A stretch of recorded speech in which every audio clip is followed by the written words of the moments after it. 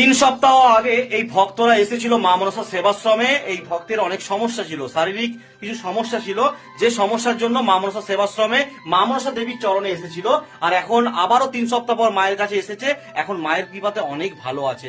আর ভক্তের কাছে শুনে নেবো ভক্ত এখন কেমন রয়েছে। প্রত্যেক শনিবার প্রত্যেক মঙ্গলবার মা মনসা দেবীর জাগ্রত মহাপুজো হয়। এই মহাপুজোতে আপনি পুজো দিয়েছিলেন।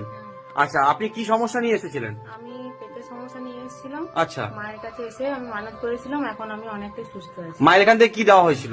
মায়ের এখান থেকে জল পোড়া দেওয়া হয়েছিল, সাঞ্জল দেওয়া হয়েছিল। দেওয়া হয়েছিল। আচ্ছা, কদিন খেয়েছিলেন সেই সাঞ্জল? সন্ধ্যাল 11 দিন খেয়েছিলাম। আচ্ছা, মায়ের নাম জপ করে হুম, আমাকে যে নিয়মে খেতে বলেছিলেন আমি সেই নিয়মেই খেয়েছিলাম। আচ্ছা, তারপর আপনার সমস্যাগুলো ঠিক হয়ে গেছে। সমস্যা ঠিক হয়ে গেছে। আর তাই আজকে আবারও মায়ের কাছে মহাপুজো দিতে আবার এসেছেন। ওখানে মায়ের কাছে মহাপুজো দিতে। আপনার নাম?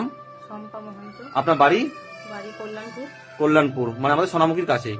ভালো আছেন তো? হ্যাঁ, আচ্ছা, একদম একদম। আপনারা সব ভালো আছেন? জয় মা, জয় মা। আপনার জীবনে যে কোনো সমস্যা নিয়ে আপনিও আসতে পারেন মা মনসা সেবাশ্রম। প্রত্যেক শনিবার প্রত্যেক মঙ্গলবার মা মনসা দেবীর জাগ্রত মহাপুজো হয়। বাঁকুড়া জেলা সোনামুখী থানার অন্তর্গত ইছারিয়া গ্রাম মা মনসা সেবাশ্রম। আপনারা অবশ্যই আসতে পারেন। এছাড়াও আপনি আমার সাথে ফোনে কথা বলেও আপনার জীবনের যে কোনো সমস্যার সমাধান করাতে পারেন। প্রত্যেক শনিবার প্রত্যেক মঙ্গলবার মা মনসা দেবীর জাগ্রত মহাপুজো হয়। ভিডিওটা সবাইকে শেয়ার করবেন, প্রোফাইলটা ফলো করে অবশ্যই সঙ্গে থাকবেন। জয় মা মনসা।